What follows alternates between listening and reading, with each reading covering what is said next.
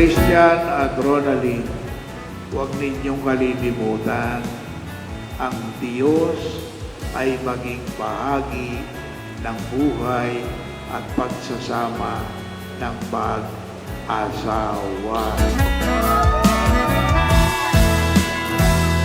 Kasalanan ba na umibig sa'yo? May isang team kami ng marketing. Ako nun, designer.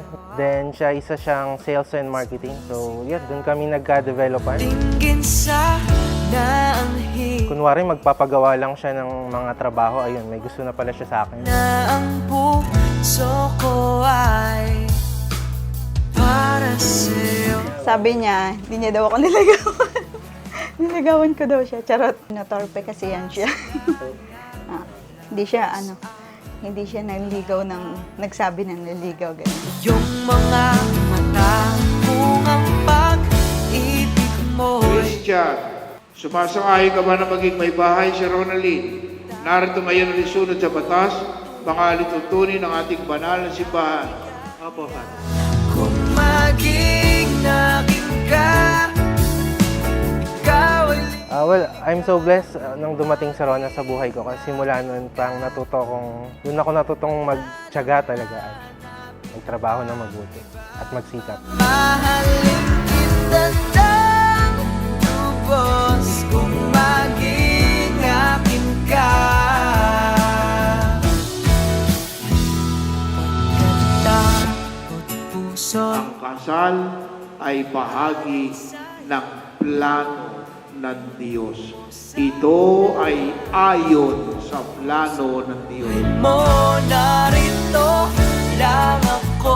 Ronaline, bukal ba sa ito pagparito, pumakisang dibdib si Christian na iyong pakamamahalin, paglilingkuran habang buhay?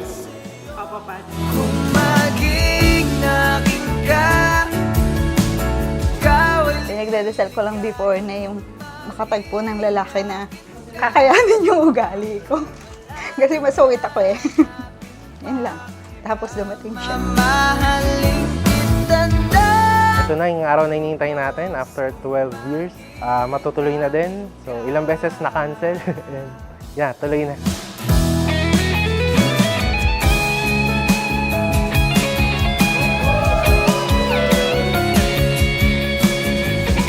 Thank you, mahal, kasi lagi kang nandyan.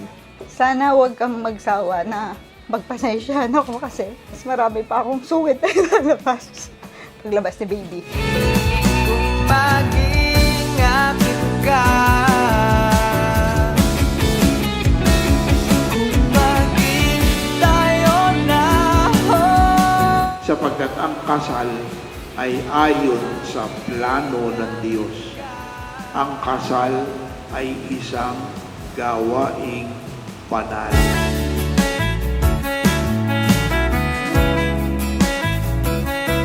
Sa 12 years na pagsasama natin, there are ups and downs.